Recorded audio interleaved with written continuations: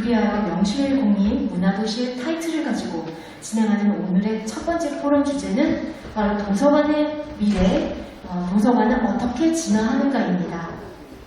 급변하는 시대 속에서 도서관을 둘러싼 여러 가지 현안과 도서관의 새로운 방향에 대해 전문가의 이야기도 좀 들어보고요.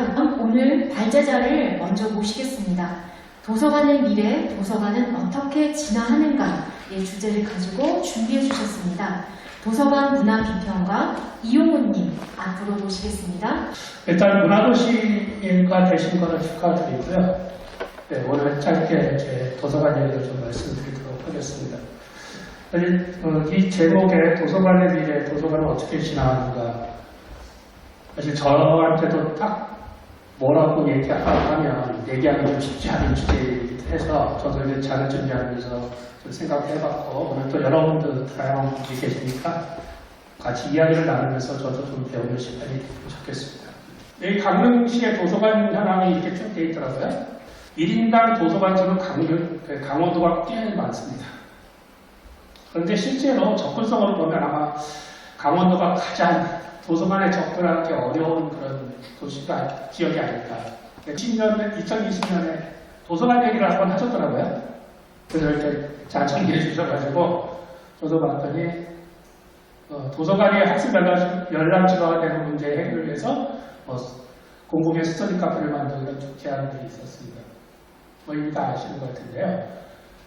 그리고 나서 저기 강릉시의 사회조사 보고를 보니까 의외로 강릉 시민들은 도서관을 그렇게 많이 요구하시지 않는 것 나와 있습니다. 이제 앞으로 도서관은 어떻게 될까? 사실 작년 올해 지금 코로나 때문에 엄청 어렵습니다. 전 세계적으로 다 똑같고요. 그래서 도서관들도 마찬가지입니다. 그래서 아마 코로나 때문에 지금 4차 산업혁명하고 맞물려가지고 새로운 표준, 뉴 노멀이 지금 굉장히 빠르게 확산되고 있다고 말씀드릴 수 있고요. 그건 도서관에도 다 마찬가지 상황입니다. 그리고 또 가장 중요한 것 중에 하나가 뭐냐면 사실은 고령화와 인구 감소 이런 문제들입니다. 네. 앞으로의 가장 중요한 문제는 시설, 공간이나 자료도 굉장히 중요하지만 이런 자료도 중요하지만 가장 중요한 거는 역시 시민들이 원하는 거는 도서관이라는 공간에서 무엇인가 다른 사람을 만나거나 다른 사람이 쓴 책을 만나거나 또는 강좌를 만나거나 하면서 서로 교류하는 것이 가장 중요한 그런 목적이 되어야 된다 이런 것에 대해서 이제 강조하고 있습니다. 도서관에 영향을 미칠 가장 중요한 요소라고 저는 생각을 하고요. 그런 거에 따라서 지금 앞으로 도서관들은 공동체 활동을 강화한다. 이게 이제 시민교육이라고 제가 처음에 말씀드린 그런 내용과 관련이 있습니다. 그래서 이제는 혼자 읽기가 아니고 같이 읽고 나의 교양을 위해서가 아니고 도서관 안에서는 그건 개인적으로 하는 일이고요. 도서관에서는 우리의 교양, 우리 공동체의 문제 해결, 우리가 같이 더불어 잘 사는 문제에 대해서 고민을 같이 하자. 그것이 도서관 활동이 되어야 되고요. 그다음에 이제 맞춤형 서비스입니다. 이거는 이제 빅데이터를 여러 가지 해서 그럼에도 불구하고 그러니까 개개인에게 맞는 책도 추천해주거나 활동을 추천해주거나 하는 것. 그래서 개인들에게 또 맞춤형의 서비스를 제공하는 이런 것들도 충분히 이제 앞으로 해야 되고요. 그다음에 이제 온라인 교육을 강화하는 거, 이게 앞으로 굉장히 이제 중요해질 것 같습니다. 도서관에서도 굉장히 많은 강좌나 문화활동들이 이루어지고 있는데 이것들이 잘 보관되고 활용되지가 않아요, 제 과정에. 그래서 그런 것들을 문구 형태로 만들죠. 지금 어쩔 수 없이 온라인으로 많이 만드는데 그것들을 이제 하나의 공동의 플랫폼에다 얹어가지고 전국의 누구라도 필요한 대로 이용할 수 있게 하자. 이런 개념입니다. 그런 것들에 대해서 지금 추진하고 있고요. 네, 마지막으로 이제 복합과 창작 공간입니다. 시민들의 요구도 굉장히 다양해지고 했고 사회적 필요도 있기 때문에 최근에는 이제 메이커 스페이스라고 해서 창작 공간을 만든다든지 그 다음에 이제 아키움이라 해가지고 박물관, 미술관, 특히 이제 지역에서는 지역의 자료들을 수집해가지고 보존하고 활용하는 그런 박물관 기능, 기록관 기능까지도 도서관이 이제 감당하는 그런 추세입니다. 그래서 그런 것들을 할 때 요게 이제 도서관과 사서가 지속적으로 그 책임과 권한을 가지고 가도록 해주는 것, 그리고 운영 재원을 확보하는 문제.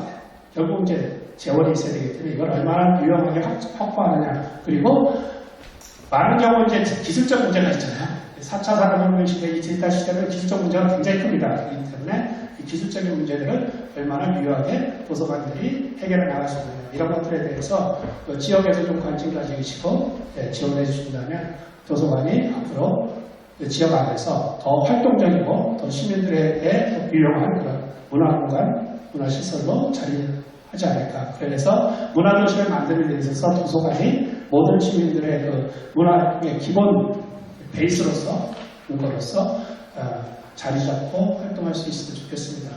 오늘 짧은 시간에 두서없이 말씀드렸습니다. 이상 제 말씀드렸습니다. 도서관이 그렇게 아이들이 지원해주는 품이 넓은 도서관이 되면 어떨까 생각을 해봤습니다. 네. 네, 그래서 제가 아직 아이는 없지만 훗날 아이 아빠가 된다면 어떤 도서관에 내가 아이와 다니고 싶을까 생각을 해봤습니다. 침묵보다는 소통하는 도서관.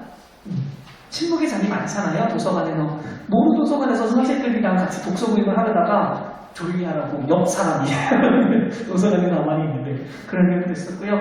침묵보다 소통이 많은 도서관. 위계적인 분위기보다 관계를 쌓을 수 있는 도서관. 이거는 사서들, 그 다음에 도서관 문화도 제가 잘은 모르지만 한번 써봤습니다. 그곳에서 경쟁을 배우는 시험을 준비하는 공간뿐만 아니라 공간을 넘어서 행복을 느낄 수 있는 공간, 그리고 소외된 가정, 소외된 아이들, 소외된 어른들도 함께 나와서 연대할 수 있는 도서관을 같이 만들 수 있지 않을까, 만들어보면 어떨까라는 생각을 해봤습니다.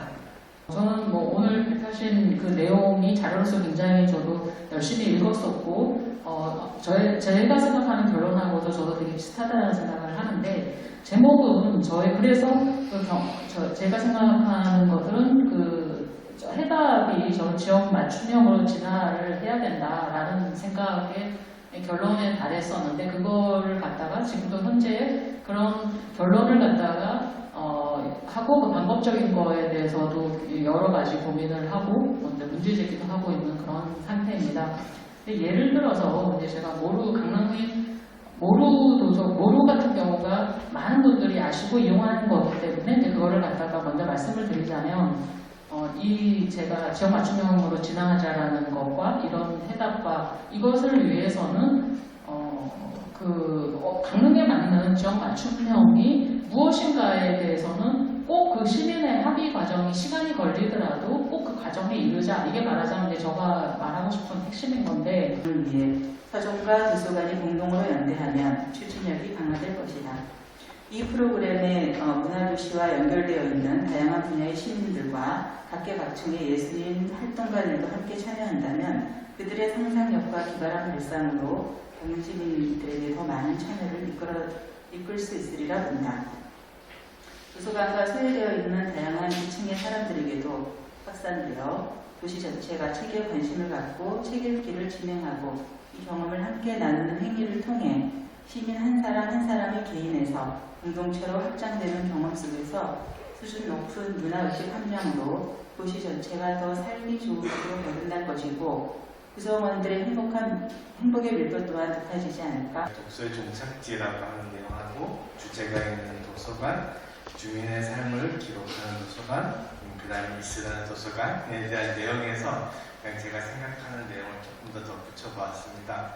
저는 이제 가장 큰 거는 우선은 글쓰기에 대한 부분인데, 도서관이 이제 책을 읽는 데에서 중요하겠지만 사람들이 글을 쓰기 시작한다면 자연스럽게 독서에 대한 그 양도 늘 수 있지 않을까라는 생각을 했고요. 그에 대한 내용 중에 지금 강릉 책문화센터가 생기면서 강릉은 모두 작가다라는 부분들도 지금 진행되고 있습니다.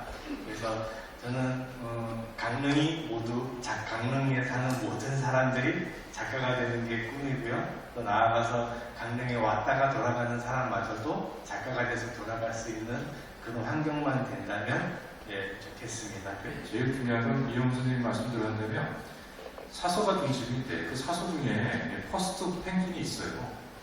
그 도서관의 그 지역 도서관의 어떤 관리성을 뛰어넘어서 굉장히 열심히 하는 사람이 있는데 열심히 하면 발목을 잡더라고요.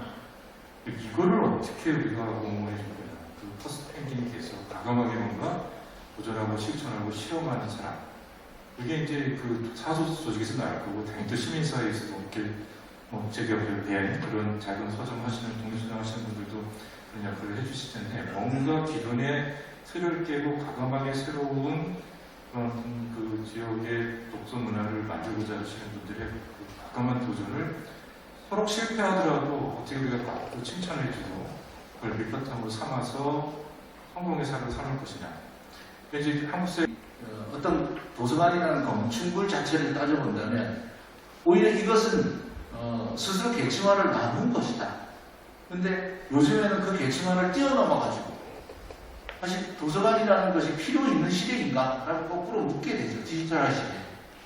어린이 놀이터로 만들 것인가 아니면 공부방으로 만들 것인가 이게 두 가지로 계속 왔다 갔다 하는 거예요. 사실은 조금 진화하려고 하면 우리가 옛날에 가지고 있는 도서관의 어떤 그런 고정관념 이런 것을 해체하지 않으면 절대로 진화할 수가 없어요. 우리가 도서관과 관련된 이 캠페인을 할 때 이 현실을 받아들여서 가자는 겁니다. 즉 아이들은 공부를 세계에서 제일 많이 하지만 책을 제일 많이 보죠. 근데 보는 책은 자기 참고서와 교과서밖에 없어요. 아이러니한 일 아닙니까? 그러면 아이들이 이 책을 보게 하는 그 방법은 결국은 너희들의 직업, 학부모들한테 자녀들의 직업과 미래는 지금 시대는 그야말로 책을 보고 생각하고 토론하고 하는 적어도 이 세 가지를 강조하는 쪽으로 가야 된다고 봅니다. 그러기 위해서는 도서관과 서점과 학교와 공공기관, 시청이 책 읽는 사회, 이런 사회, 그리고 이런 사람들이 많아지면 이런 라이프 스타일이 보편적인 사회가 되면 훨씬 그 사회가 따뜻해지지 않을까? 뭐 이런 생각을 좀 해보게 되는데요. 그러려면 조금 이렇게 통합적 노력, 또 참신한 아이디어 이런 것들이 좀 결합이 돼야 되지 않을까 하는 그런 생각을 좀 해봤습니다. 오늘도 근래 들어서 여러 가지 참여한 토론회 중에 오늘 제가 마음이 제일 푸근합니다. 토론 집단지성도 적당하게 느꼈고 토론의 주제도 그렇고 그래서 좀 마음이 편안한 그런 토론이 아니었나 싶습니다. 오늘 참석해 주신 발제자 토론자 또 함께 논의하는 자리에 참여해 주신 시민 여러분께도 감사의 말씀드립니다. 오늘 토론 여기서 마치겠습니다. 수고하셨습니다.